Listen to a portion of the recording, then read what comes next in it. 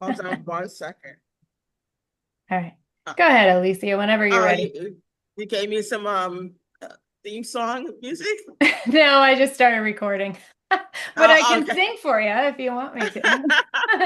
No, because I don't know if you heard the music for a minute there. Did you Oh, no, I anybody didn't. hear? Oh, okay, okay. I think that was me. Something just malfunctioned. Anyway, thank you, Mary, for having me here this evening. I am so excited. On April 6th, 4 years of diligence came to fruition. I created the organizational excellence model. It's a two-tiered model. Okay, so a little bit of background about me. I'm a doctoral student at Grand Canyon University, and my program of study is Doctor of Education in Organizational Leadership with an emphasis on organizational development, qualitative research. So, as part of my um, coming to market, if you will, I developed the organizational excellence model. And at present, I'm sharing it with very close knit people because I'm still in talks with the attorney, just so I don't have any copyrights infringement, stuff like that. But it's a two-tiered model. And the first tier is what I've been sharing the last 4 years of my existence as Make a Difference Consulting. It's called the Five Pillars of Organizational Excellence. I've developed the second tier is called the seven must see in business. So it starts with clarity. You gotta have clarity in your business. You gotta communicate. You gotta collaborate. You have to have courage. And because of courage, people will see your credibility, consistency, and commitment. Those are your seven must sees in business. And so putting it all together, I created the organizational excellence model. And it's a full program, for three different offerings. But I'm so excited in the significance um, of accomplishing that on April 6th is my late grandmother's birthday. Every time I say that, I want to cry because she loved me so much, and she died. Oh. She died July 4th of 1990, but I still remember her birthday. And for me to complete it on her birthday was like, wow. So Aw. thanks for letting me share. Of course, that's fabulous, Alicia. So, as a co-author in our Economy Creators Anthology, what obviously you're going to share about that, but what other things are you going to impart on the for the reader? What are you going to share with them to help them implement what you're teaching? Well, the crux of it is that we as leaders, founders, business owners, corporate executives, we have a responsibility to create a work environment where people can be proud to come to work, not feel sick or feel discouraged about coming to work, but feel empowered because we are providing an area that is psychologically safe, that is sustainable, that enriches and empowers our staff, our circle of influence, um, just an environment that says we are not only empowered here, but you're welcome here. And that's the cost of what I'm bringing to the market.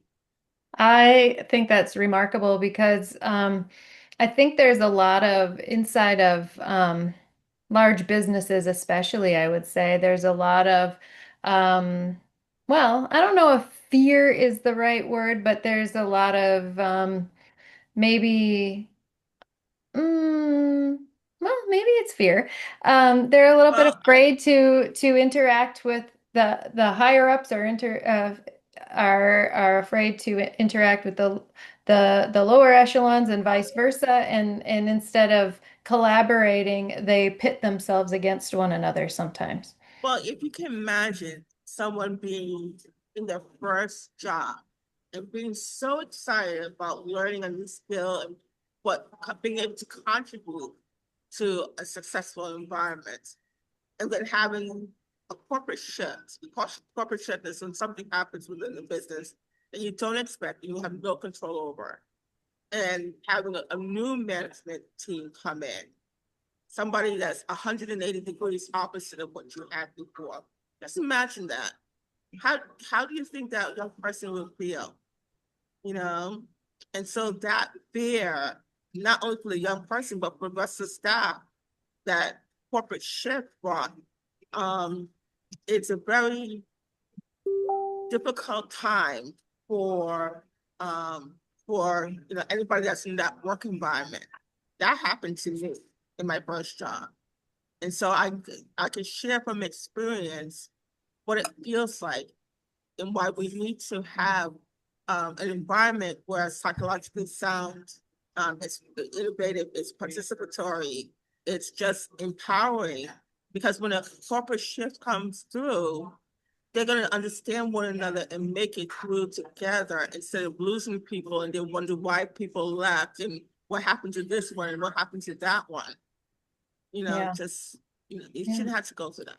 Yeah. Communication is so important, isn't it? Mhm. Yeah. Well, wonderful, Alicia. Thank you so much for sharing with us. I'm super excited to read all about what you have to share. And then I'm interviewing you next Monday for the podcast. So we're going to have you on that soon. So that'll be super exciting and we can just share you with the world. Oh, thank you. Wonderful. Thank you for being here. Let's see. Another one of our co-authors is Donna Vanderhoff. Donna, do you want to share a little bit about you and what you're up to and what your chapter's about?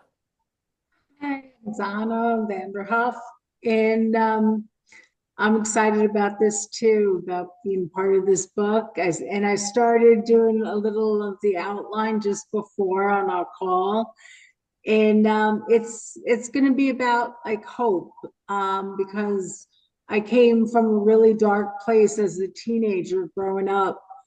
Um, I like before I was even a teenager, I was drinking already and smoking cigarettes and running with, the crazy kind of crowd, that liked partying and stuff. And it eventually led to drugs. And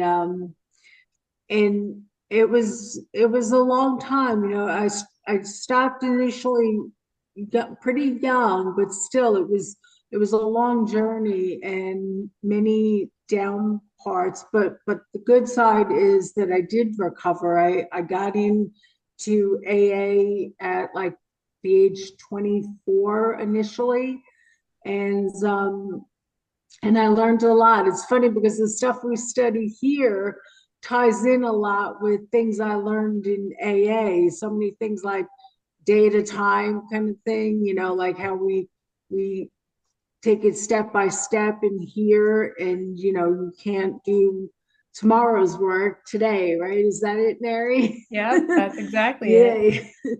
And I learned a lot through that. And it's interesting though, like when you start drinking, you stop growing emotionally. So even though I got sober, there's a lot more work to be done after that, because I was emotionally like a 13-year-old. I was physically a 24-year-old, but I was acting as a 13-year-old and stuff. And it takes a lot of growing, a lot of personal development. That the study of this stuff really helps me grow even beyond AA, because even then, they have a term for it. They call it a dry drunk. When you're in AA, you stop drinking, but your attitude hasn't changed. You're still very self-centered and very ego-driven, and it's me,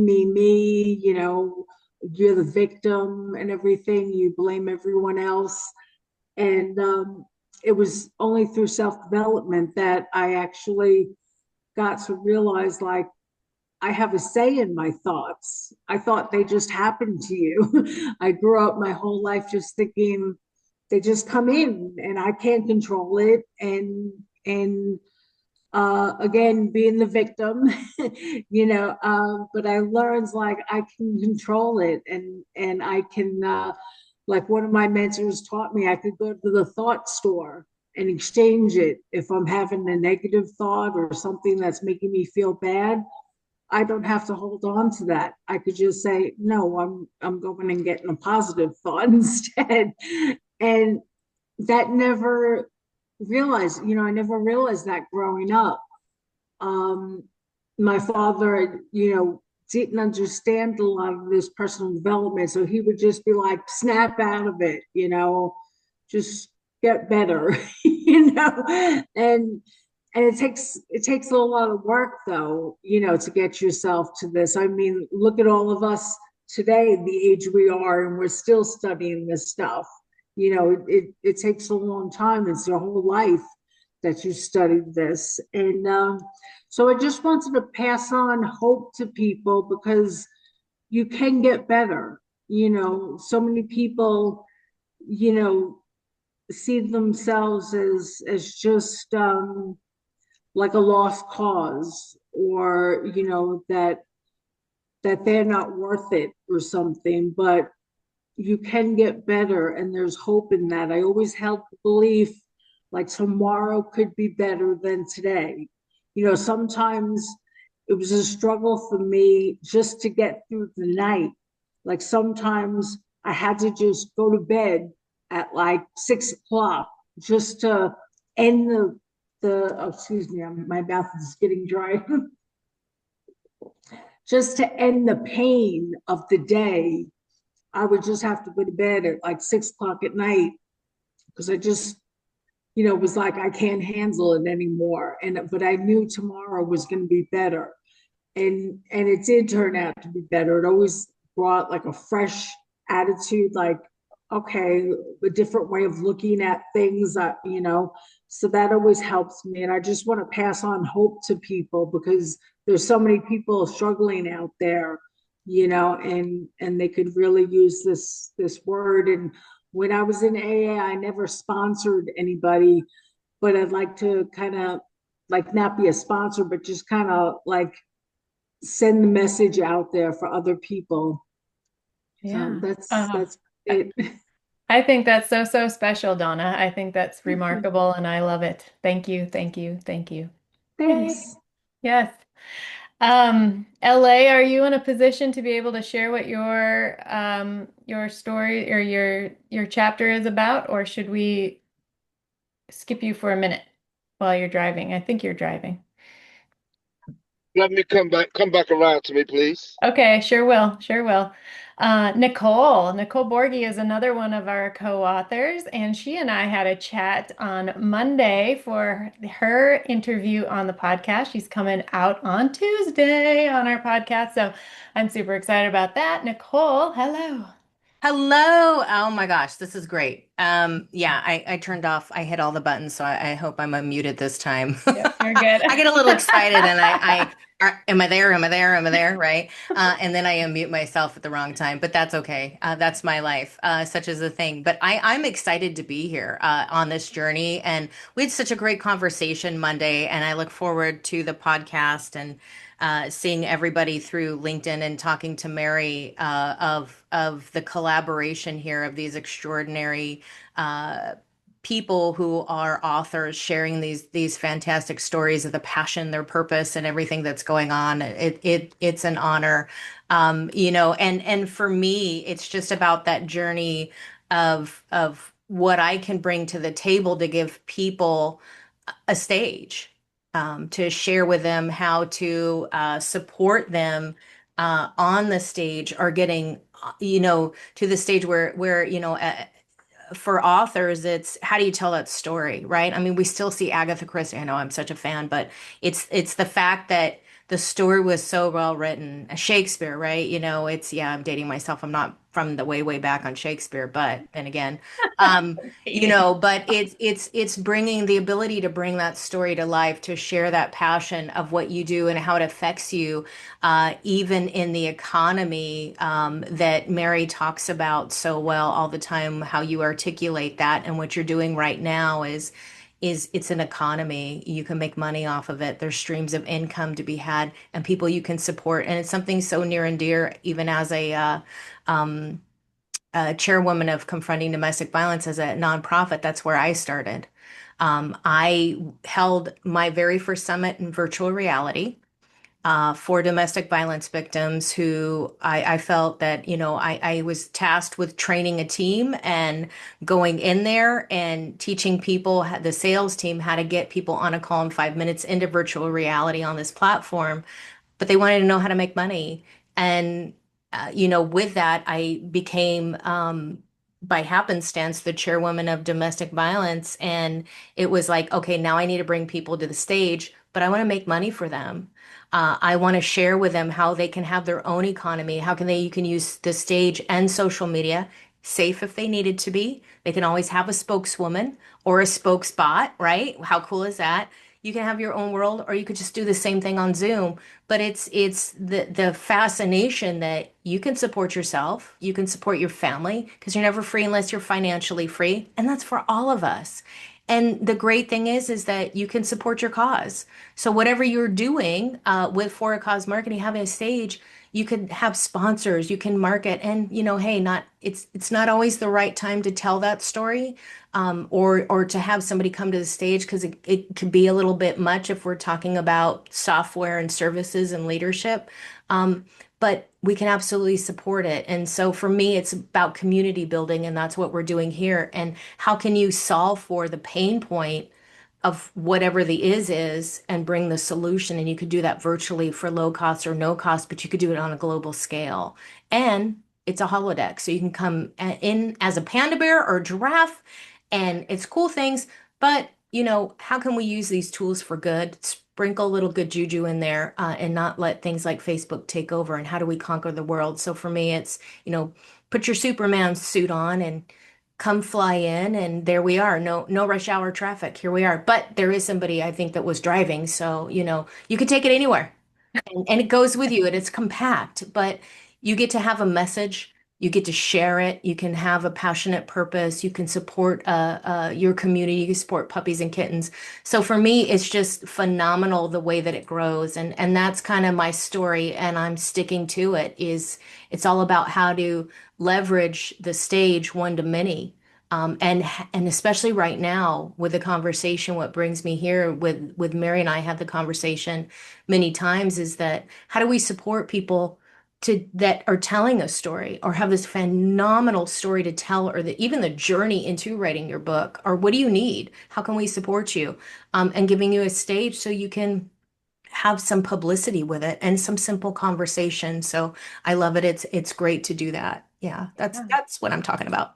I love it. I love it. And speaking of having a stage, especially if you have a book or are writing a book or might be writing a book or a member of an anthology, tell everyone about Plot Twist, Nicole. Oh, thank you. So yeah, this is an event for writers, and it doesn't matter necessarily what you're writing about, just that you want to write or that you did write. And what was that journey for you, or what story do you have to tell? I mean, Alicia, you just told this wonderful story, and I think it was Donna that was speaking earlier about her journey. Maybe you put it in a book, maybe you put that in the anthology, and if you did, now there's a stage of why is so passionate for you? Why do you need to talk about this and then have publicity? Or if you need to find someone like Mary that is going to give publishing support and share with you how to market that, or a public relations person, or maybe you need a ghostwriter, and you can come in there and find those people for the audience. But it is absolutely for for you to create your own economy with your book and make money from that, and a good, comfortable place for you to be supported when you come on stage to share that message, and to know that everybody is aligned with you and they do actually want to hear about your book and the wonderful things that you have to share. So we can make it ever evolving. And we've got some really cool collaborated events and things that we're going to launch coming up. So I'm super excited about that. Yeah, I'm super excited about it too. It's going to be great. So if you have any questions about what the heck is this, reach out to me or reach out to Nicole, and she put all of her contact information inside of the chat. So if you want to learn more about that as an author, or a wannabe author or anything author, let me know and let us know. And oh, you just put the link in there too. Perfect. That's perfect. Thank you. So glad, so glad. We have one more co-author on the call right now. His name is Ryan Nilsson. I don't know if you know him, but he is also writing for the anthology, for Economy Creators Anthology. Ryan, you want to tell us about your chapter after you can unmute yourself? Let's see if I can ask you to unmute. Hey, I was going to ask you, but you wouldn't hear me when I was asking you. Sorry about that, friend. Hey, everyone, how are you? So good to hear from everybody. And gosh, we got some many talented people, new people that I'm just getting acquainted with. Alicia and Nicole and the gang with the anthology. It's amazing. So inspiring as well. And everybody in our community knows me, the guy that spent over 20 years in the corporate world, in the corporate grind, and I thought I was doing everything right. I was following what was I was told to do, and that is get your degree. Even though I started without one, and I was doing very well, once I started moving up the corporate ladder, it's like one roadblock block after another. You got to have this. You can't go become a director and a manager without with just an associate's degree. You know that whole thing about I don't know. They make these rules up, and I'm like, okay, well, I went and got my bachelor's in less than 2 years, and then I started my master's and didn't finish that, but that was okay because I got to the point where I was fed up. I was already in a management position. I was doing very well, but I realized that I was just continuing something. If I just kept doing what I was doing, I was going to get the same results over and over again. The repeating, trading time for money. And one day, and I think a seed was planted 20 years ago, almost 20 years ago now, since The Secret came out. And I thought, what if I could use my imagination and create my own economy? I wasn't calling it that then, but I was like, I still have it somewhere. I wrote myself $1 million check when that movie came out. And I don't think I've ever shared that, but that's what I did. And I just thought of it because that's carried me into my journey, going through corporate and doing doing what I love. I really love doing it, but it was just like, I was hitting a brick wall in regards to my potential. I was just, I was allowing myself to be comfortable and enjoying the consistency of a paycheck, but there was always something missing. And so one day in 2021, and I guess it was probably right after the new year, that I was really thinking, what am I going to do? This is not where I want to stay. And so I started diving back into Bob Proctor, started diving into personal growth and development. I started looking at things and I was spending my free time looking at ways to, develop myself, to know myself. And one day I just decided that I would say goodbye, and I did. And 4 months later, in July of 2021, I exited that job and I put myself on the hook. And ever since then, what I've been really understanding and knowing that in the beginning, right after that, I was thinking, oh, I can just do this all by myself. But then when I met Mary in 2022, I realized, oh man, this is going to be perfect for me because I can apply my own unique skills and talents and apply what Mary teaches inside the community and collaborate with her and combine my talent with what she teaches and add value. And what I've learned so far and what I'm learning as I'm growing my business is that I've stopped trading time for money and turned that into, basically I was selling time. Now, the position that I'm in with Mary and in my own affiliate marketing business and writing a chapter in this anthology and launching my first course is that I'm going from selling time to selling outcomes.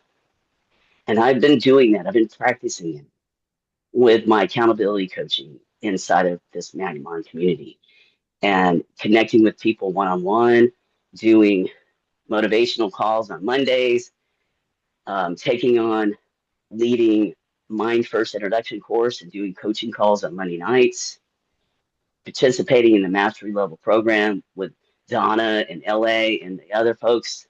Sarah, of course, Sarah, miss you because Sarah and I have just started doing weekly meetings, or every time we can get together, we just connect about our what we're up to and trying to expand and grow. But it's not about trying; it's just about exploring and doing. And once you have the skill and the knowledge, you already have something. But a lot of people stop there, and I didn't notice that.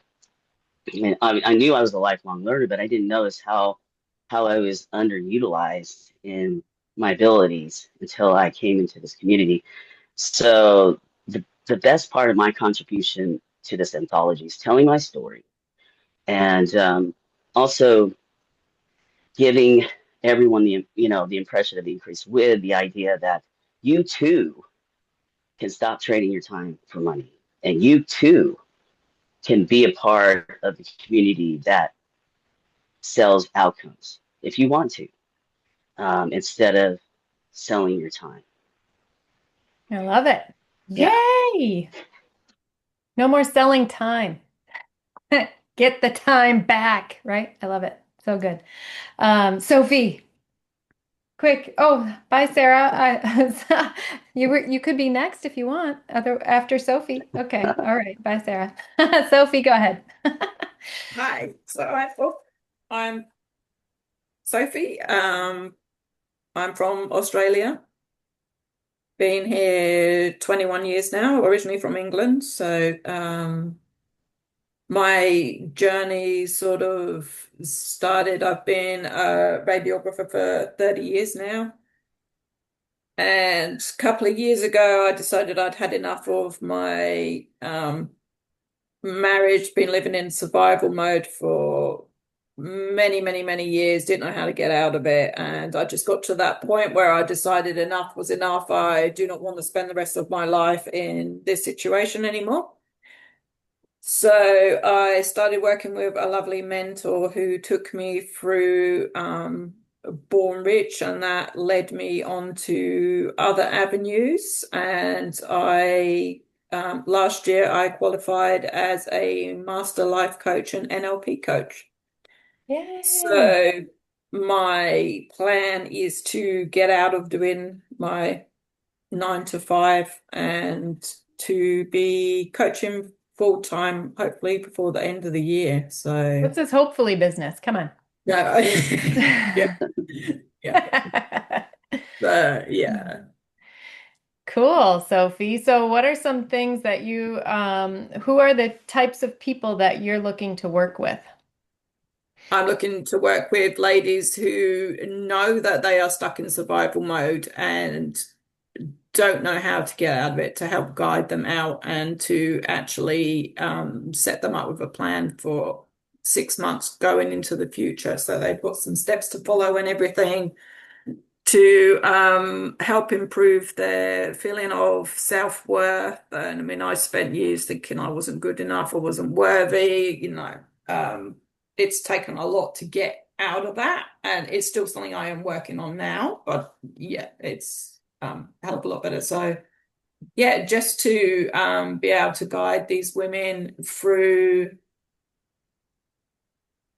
a sort of set plan that they can follow, where they can know that there is going to be a future and that things are going to get better. Mm-hmm. And do you want to primarily work with, I'm sorry, go ahead. And they start putting themselves first instead of last. Mm-hmm. So, Yeah, isn't that interesting that it's either first or last? It's nowhere in the middle.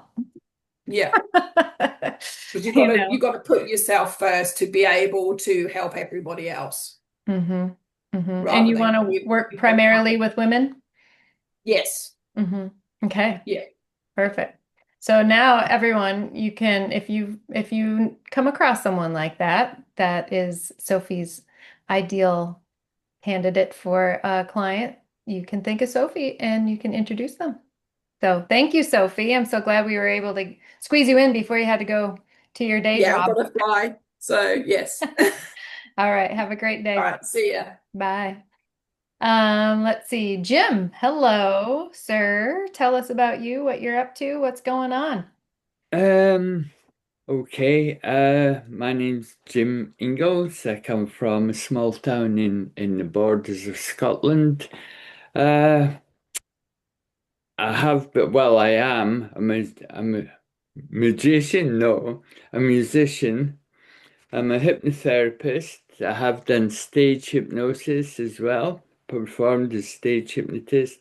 I'm a professional driver. I drive lorries, I drive buses. But now I only drive a minibus, a transit minibus, and I do school runs.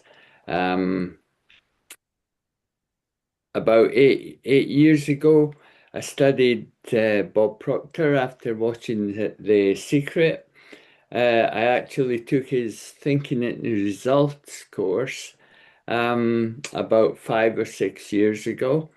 And I'm also an author, and Mary's helping me to promote my book that's out. It's a fantasy novel, and I'm sure it's going to do really well. Absolutely. I support animal charities, and now I'm looking to become an actor, and that's me. Yes. Tell us a little bit about Portal of Destiny. Portal of Destiny is a fantasy novel, as I say, but it's taken in adventure in astral projection, which is leaving your body and actually going different places in the spiritual field. I think that's all I can say about that. But that's the book is about this boy that actually gets these powers to go into astral projection, but he actually can also enter into the spirit world. And I have a lot of knowledge about things. The things I put in the book are things I've read about the spirit world, and a lot of it I've made up, obviously. But Well, it it's is fiction. yeah, yeah. Mhm. Yeah, it's really good, and I'm really proud of it. Right? It Ryan is. read it. It's so good. Yeah. And Nicole, my mind, after you talk about virtual reality and then we talked to Jim about his book, don't you think you two could come up with something really cool?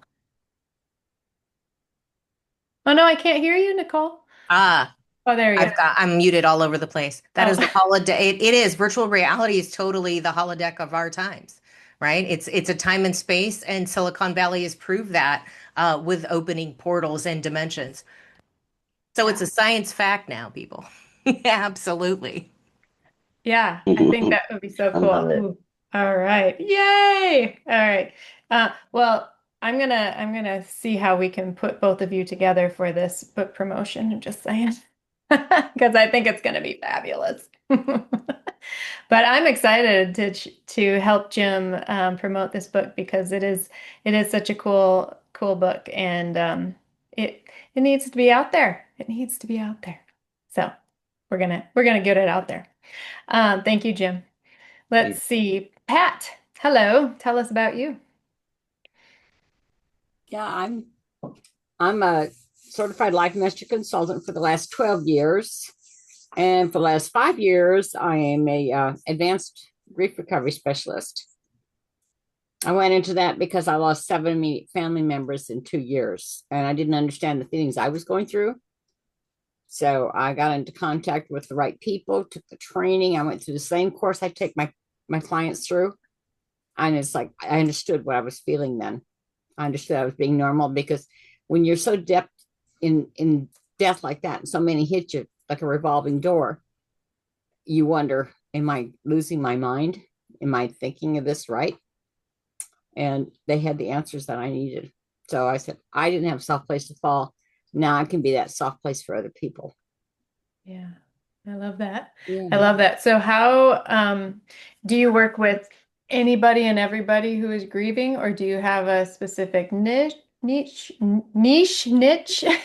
can say that anyway. Yeah. Well, I just got done with one with loss of a pet, a workshop.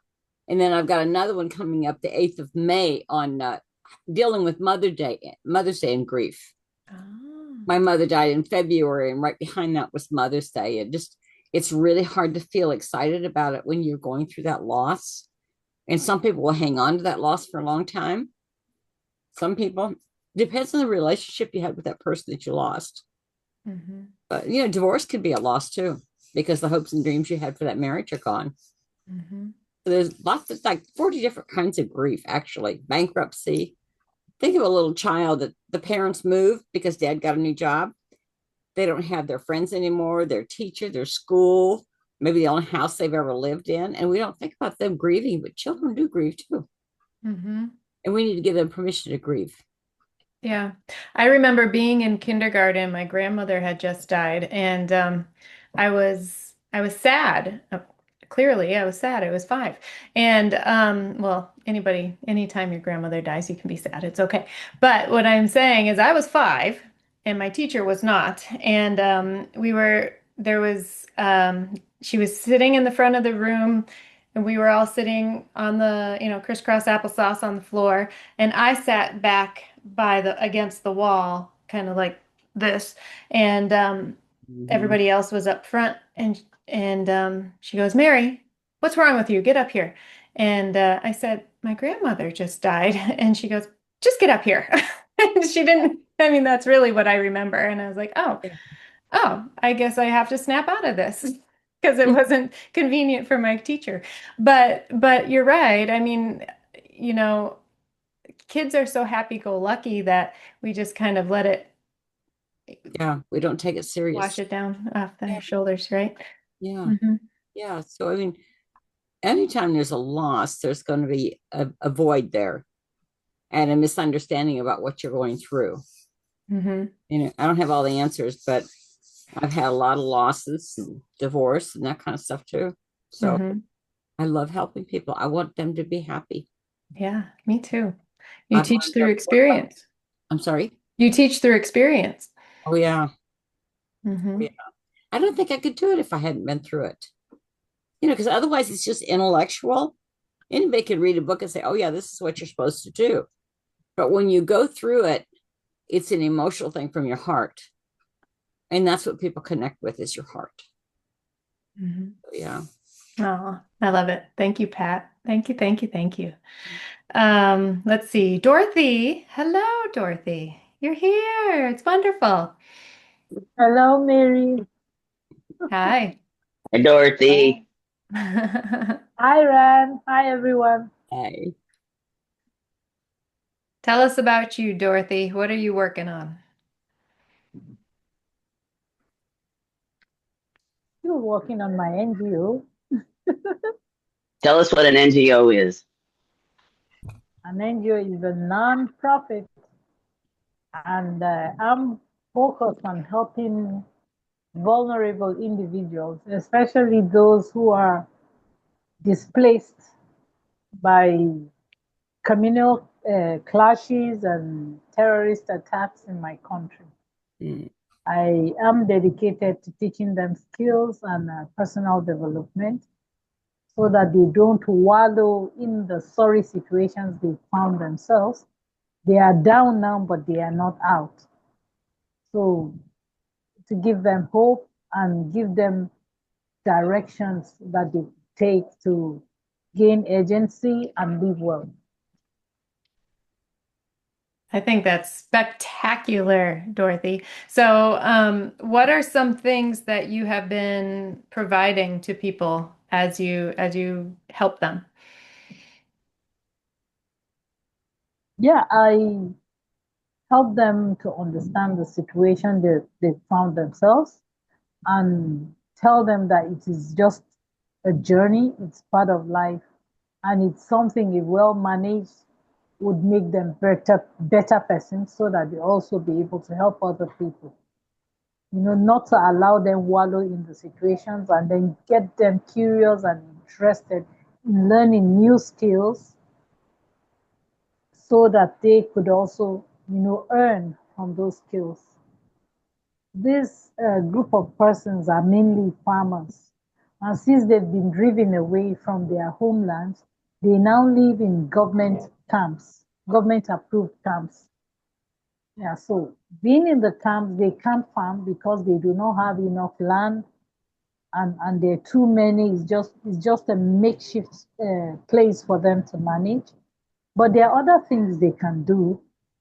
So I'm I come in there to teach them new skills that they could use, to help themselves with before they'll be able to go back to their places. Yeah.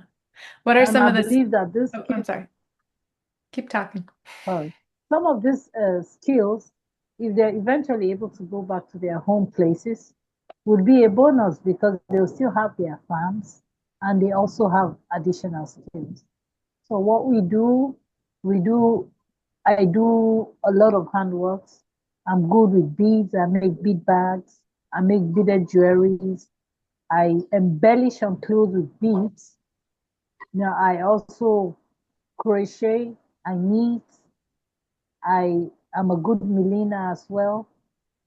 Teach them how to make turbans, fascinators, and other hair accessories. Yeah, I think that's great.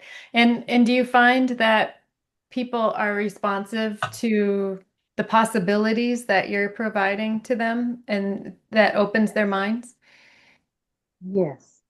With the situation in the country now, even those who weren't interested in learning anything extra, everybody is up and about trying to get additional sources of income, to meet up with the demands, the inflation in the country.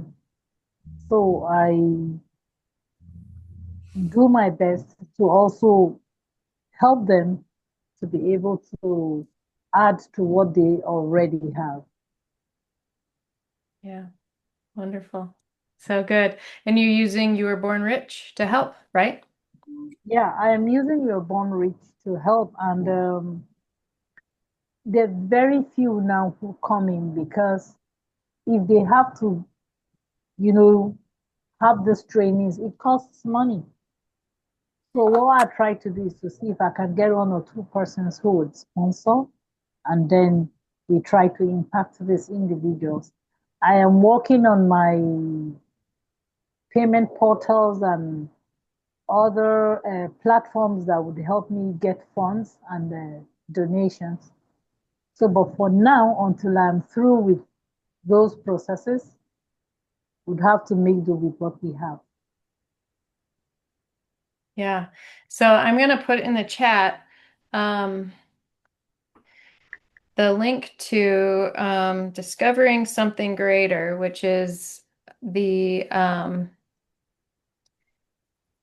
book that I co-authored, but I am donating my portion of the proceeds to Dorothy's cause. So I'm going to stick that in the chat, and if you purchase Thank that, you, Mary. you're welcome. If you purchase that part of those proceeds go to Dorothy and her NGO. So that's one way that you can donate to her from your country, our country, and get it to her in her country. And so sometimes it's a convoluted effort when you're in the United States trying to send money to Nigeria, because I've tried. So I'm trying to mitigate some of that. So if you want to, you can purchase your copy of that incredible book, by the way, but also support Dorothy. So there you go. So thank you. Yeah. Lorenzo, LA, are you able to speak yet or no? Yes, I am. There he is. Hey there. LA is another one of our co-authors on the Economy Creators Anthology. So take it away, sir. Yeah, I'm LA. I'm working. I've been working manufacturing. Been doing that for about 38 years. I was in the production, and now I'm in the lab. I'm the lab technician. We make synthetic. Well, we used to make synthetic latex, and I would test the product before it could get released to be sent out to our customers. Um, the main company that had us, they closed us down. So I was unemployed for about 3 months, and another gentleman come in and bought it because he was starting to. The government told the old manufacturers that we needed to get glove production back in the United States, and so that's what his mission is: trying to get a company, a plant up and running. And we did working with them on that. When I had been there, like I said, um, 38 years altogether and had never been laid off or anything. And when we got shut down, that was like a rude awakening for me. And so I said, I got to get serious about finding me another stream of income, a way of making some money, and which I've been thinking about for a long time. And seeing that the big problem that I noticed was healthcare. A lot of people, got good health care here, but it wasn't healing a lot of people. And a lot of people, family and friends and others, were dying of things I felt like we shouldn't be. And so I got involved with a nutritional company and a doctor that was very big on that and was promoting that. And I just fell in love with him and his mission. And so that's what I'm doing now. I'm building that up, become a holistic health coach and showing people how they can revert, reverse some of their illnesses and or extend their life through proper nutrition. Because we don't get it through the foods that we eat, because it's not in the ground where the food is growing in, through due to industrial farming. So, and that's what my chapter is going to be about, telling how people can, like I said, reverse their illnesses or extend their life by proper eating and getting the nutrition that they need through supplementation. And I just got connected with Mary, met her through Facebook. I seen her post about her community, got involved, and been excited ever since. And when she came out with this about the anthology, I said, "Yeah, I guess I'm gonna jump on that." I always had wanted to have some kind of book or something to put out there, and I said, "Well, this would be my start." So I'm looking forward to it. Glad to be in the company of all the other authors that's going to be put the chapter in, and seeing more get done as ours get after ours is up and running and published and out there and spreading the word. Yeah. I know. I'm so glad that you're on this project with us, LA. I think that's so good because, Bob asks us when anytime that we're looking at our results to think about health, wealth, and happiness, right? And health is a huge part of being happy, isn't it? So it's a perfect addition to the economy creators because a part of a robust economy is being healthy. Wonderful. So thank you, thank you, thank you. So did everybody put your information in the chat that you want everyone else to know about you? If not, do it. Because that's where we get to know each other. So one of the things that I challenge everybody to do coming out of this meeting is think about someone in this room that you want to get to know at a deeper level, not just their business, not just that type of thing, but see how you can help the other person. If there is something that you feel like you can do to help somebody else, just reach out and have another conversation with them. That's it. Okay? That's it. So just deepen your conversations with another person. That's your challenge. Yay. Nicole already says she wants to connect up with everybody. Haha. Yay. She's like, I want to connect with everyone. Nicole is pretty cool. I'm just saying. So there you go. Pat has her complimentary 30-minute talk in there. Oh, and her Mother's Day workshop coming up on May 8th. Great, great, great. And every month, the first week of every single month is the Economy Creators Workshop that I have for anybody and everybody. And really, what we talk about is how you can continue to keep moving your economy forward because there are lots of different ways to do that, but you can't do everything at once. And so we want to do one step at a time and get it moving forward. So, again, thank you all for being here. Sorry that I was on the wrong call. Ryan and I were just chatting away on the wrong call, and then we got in here. We're like, oh, shoot. And I hung up on Ryan and I came in here and everybody was here. So, sorry. Surprise. I messed up. Just kidding. It's April Fool's. Yee, we got I you. know, I know. Just kidding. It's April Fool all month here, all month here. Oh, so funny. So thank you all so much. And thank you for sharing about yourselves. And we will see you soon. Bye, everyone. Bye-bye. Bye-bye.